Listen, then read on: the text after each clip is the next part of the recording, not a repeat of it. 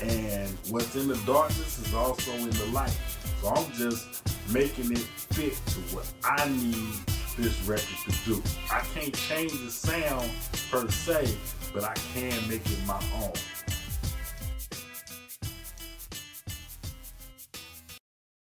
Yo, what's up everybody? It's your boy CB, aka the Rude Educator, and this is WETF with the spoiler review for Wu-Tang, an American Saga. Now we are already up to episode 6, and this is the Protect Your Neck episode. Now every episode is named after a Wu-Tang song, but this episode is named after the Wu-Tang song, and they show the creation of that song from the conception of the song all the way until it's done being recorded. And that's what makes this episode special. I've already seen some other people. Shout out to my boy Rashad G doing his review earlier. And, you know, he's saying it's like the best episode yet. And I gotta agree, as a rap artist, you know, and producer, watching this episode brought up so much of that energy. Like, they really, really dug deep into the mind of the artist and made a visual representation of that on the screen. It is like unlike any other creation scene. And I watch a lot of music biopics and things of that nature. I think maybe one of the things you can compare it to, if you ever seen Bohemian Rhapsody, where they talked with the Queen biopic, when they were in the studio making the Bohemian Rhapsody song, and how intricate it was, and the process that they went through creating that music. This is just like that, but this is like a whole episode, a whole hour, or 49 minutes rather, dedicated to just the like I said, the conception of the song all the way to the completion of the song. And we're gonna get right into it and just talk about it. So the first scene, Power and Divine, they're going back and forth about what's gonna be the actual single, because they right now they got these songs recorded, and they like, man, we got to come out with a single so we can get this deal. So what's going to hit hard in the clubs, what's going to hit hard on the radio with the DJs, so that we can make a name for ourselves as a group. And Power is thinking that it's Method Man. He's wanting this Method Man to be the single because it's already out in the streets. People is feeling it. But Divine's like, hold up. This is a group. And that's a song with just one guy on it. People not going to really understand that this is a group if we put that out as the single.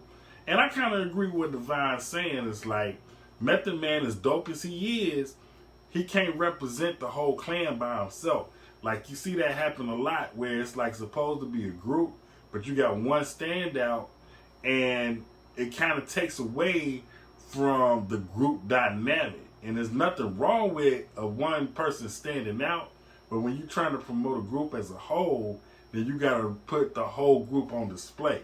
And that's the way Divine thinking. And I think that's the proper way to think about it.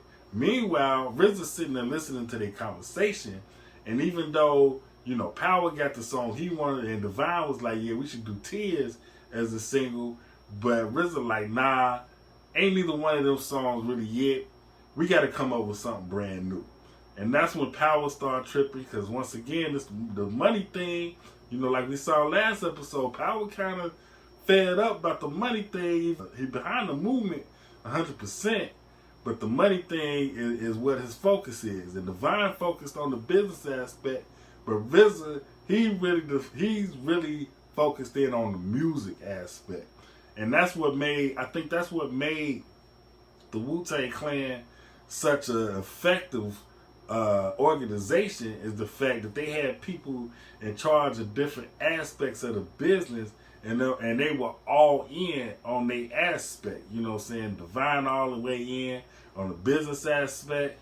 Power, he's all the way in on the finance aspect, and RZA all the way in on the music. So they understand each other's aspects, but they got their own thing that they champion, and that's what made them great.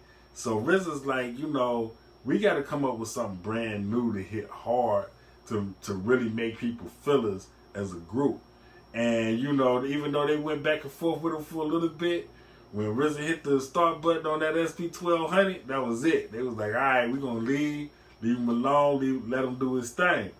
And the way that it went, I mean, when I tell you, like, it brought up so much of that energy of being in the lab, sitting at that beat machine, sitting with the records. Like, so RZA started off, he went through his records and he trying to find that sound. He trying to vibe with them sounds, and he just not getting that one that's speaking to him. Because when you making a beat, you listen to different things, and in that moment that you in, when you in that state of mind, that sound that you want is gonna hit you. And he just was not feeling. He was trying to do all types of stuff. He was listening to the records. He was digging through. He was watching Kung Fu flicks, and he just wasn't feeling it. And then finally, Power called him back and was like, "Yo, I got the studio booked for tomorrow." And RZA like, "Damn, tomorrow?" Like, he's like, "Yeah, you gonna be ready, right?" He's like, "Yeah, of course I'm gonna be ready." But in the back of his mind, I feel like he wasn't really ready yet.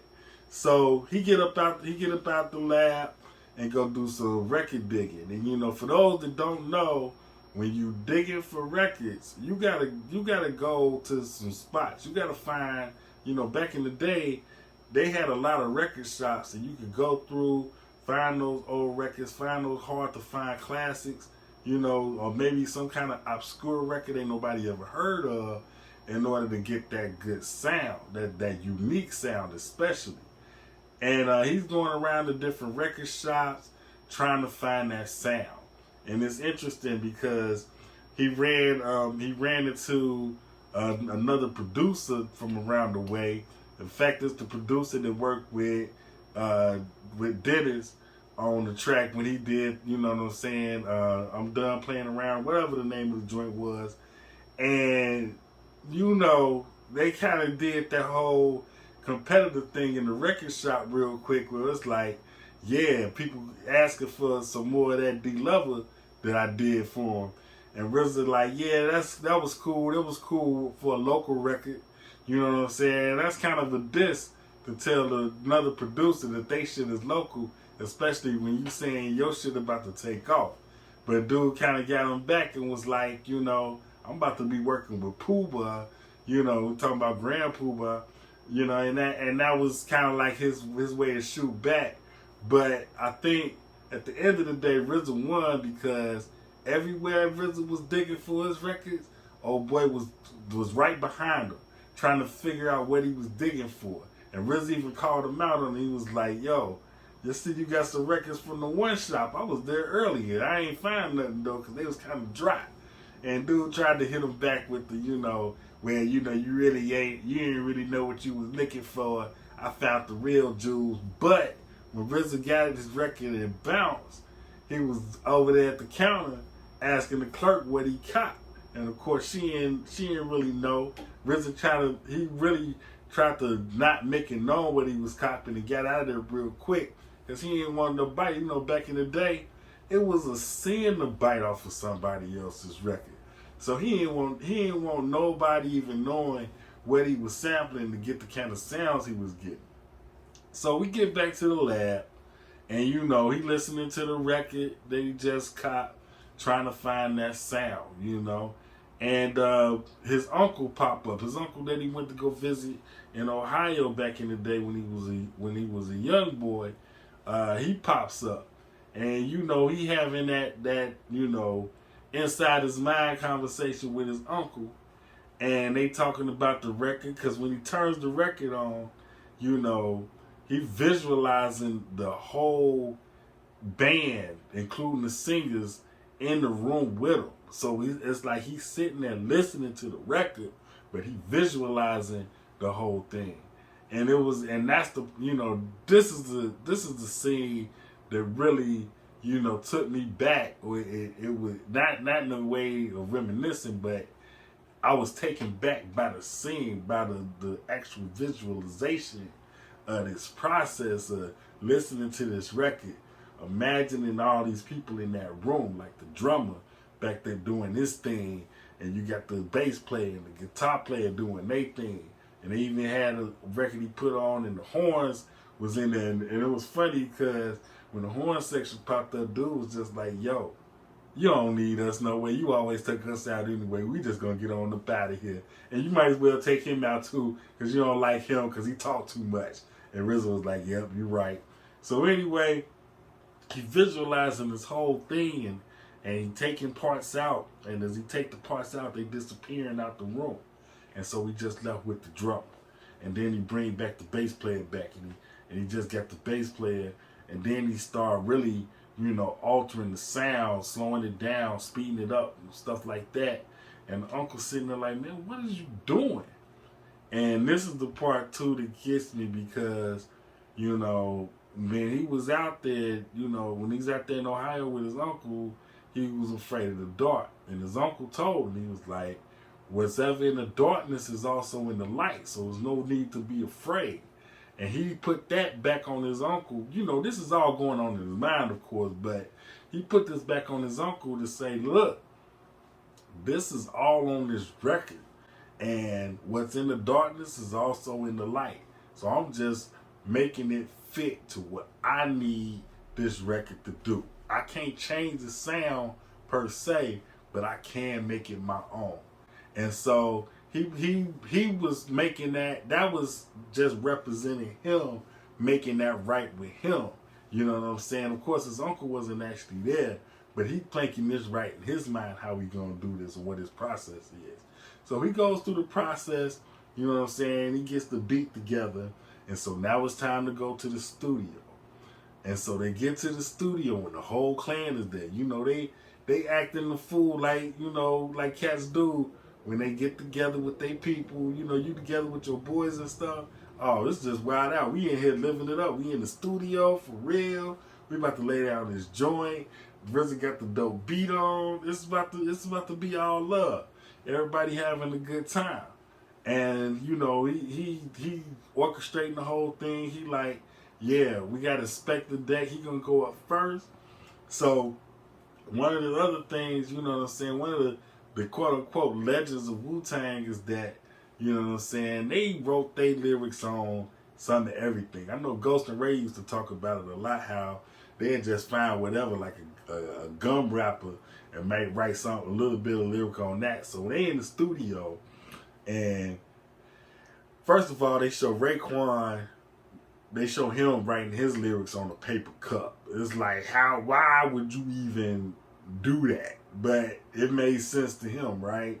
And then Inspector go in the studio and he writing his rhymes on the back of a pizza box. You know what I'm saying? On some like, I mean, if you ain't got a notepad, I get it.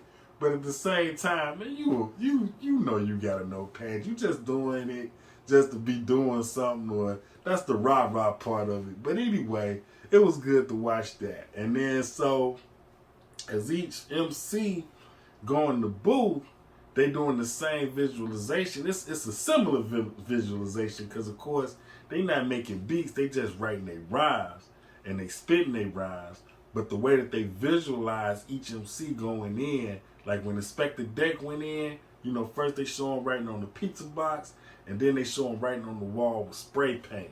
And that's like representing his background, his style. And then when Ray go in the booth, he in there, he writing his rhymes on AK clips. You know what I'm saying? He got cocaine on the triple beam all on the table. He up in the projects, he writing rhymes on money, throwing the money up in the sky and stuff like that. So, and then, they kind of rushed through Method Man's verse because we already saw him do the whole song in the last episode. And then they didn't really show You God doing his thing either, because his verse real short on the song anyway. But then they went and they showed ODB. Now the thing about ODB is, ODB said he was ready. And then Ghost, Ghost, and I'll get to the Ghost in a second, but Ghost was like, nah, man, he ain't clowning. This ain't right. He look at what he wrote. And so RZA looked at it, and he like, man, look, I know these lyrics you wrote back in the day when you was like 12 years old or whatever. You got to do something better than this, man. This is about to be the joint. We about to get off because of this song. I've been working all day on the beat. Come on, man. You can do better than that. So he sent ODB out, you know what I'm saying, sent somebody else in the booth. And, you know, that was one of those things. Now, Ghost, he showed up a little late to the party, you know what I'm saying? Like, everybody was already there chilling. And when he got to the studio, he was not really feeling the scene. He wasn't feeling the fact that it was, you know, everybody there. He wasn't feeling the fact that, you know, they was in this studio and that back at the lab. He was like, you know, who was this dude? Who's this white guy over here? What's he doing? You know, Ghost was like the only one in the lab, in the studio, not really feeling what was going on, to the point where he couldn't really get his writing on or none of that. So they kind of made it a point to show the fact that Ghost was really feeling uncomfortable in the whole situation. And so, you know, after everybody got their verses done, RZA kind of listening to the beat, and now he not even feeling the beat no more. And, you know, for those that knew when you was first watching it, you knew that wasn't a Protect Your Neck beat. You know what I'm saying? That he came up with, that they went to the studio with. Everybody knew that wasn't the right beat, but it was like, where's this going? And that's where it was going. He was in the studio not feeling the beat, you know. So it was kind of a blessing that, you know, Ghost wasn't ready yet, because it gave him a chance to go back. Because ODB came back with his lyrics, and they was hard, and he told him to go ahead and lay it down. ODB was really the last one to lay down his verse before they left the studio that day. Now keep in mind, they had 2 days in the studio, so they had time to fix things on the second day. Now RZA, he was not feeling the beat. So he goes back to the lab, and now he playing with the beat. He got some of the verses laid down, so he able to play with like the verses, how they was, and now he doing the whole visualization thing again, but now he doing it with the verses as well. So now you got Method Man popping up in his visualization along with the band members, and then, you know, he trying to, and then so they also showing Ghost back at his crib with his baby, or I don't know if they got their own crib yet or not. Maybe they a Divine, you know, girl crib or whatever. Wherever the baby at, that's where he went. And he holding the baby, trying to write, you know what I'm saying? I feel like that's where he feel more comfortable in his own, you know, intimate environment and writing. And that's what he was trying to capture. But then, you know, eventually Shuri, she woke up and took the baby. And so he ended up going to the lab where RZA was at. And I feel like in this moment, they got a chance to feed off each other. That's that original energy that got them wanting to do it in the first place. They've been boys forever, right, according to the story. So in this moment, RZA and Ghost get to feed off each other's energy to create the missing link that they both have. And they helping each other out with these dilemmas that they having. You know, Ghost having a hard time writing his lyrics. RZA having a hard time coming up with that beat that go perfect for the song.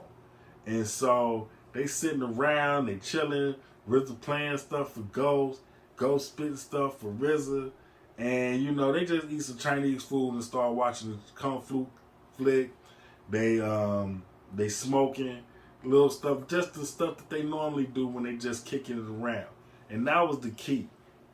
That's what unlocked the mystery for both of them. Because at that point, RZA's visualization became more clear. The Kung Fu artist from the movie started showing up. And then the beat started revealing itself piece by piece. And then he realized, I don't need all this other hanky stuff on the beat. I'm going to just play this keyboard part, and that's what's going to make it raw. And then Ghost was finally feeling it. And then Ghost finally got his lyrics together. And then now they back in the studio again. Ghost laying down his lyrics.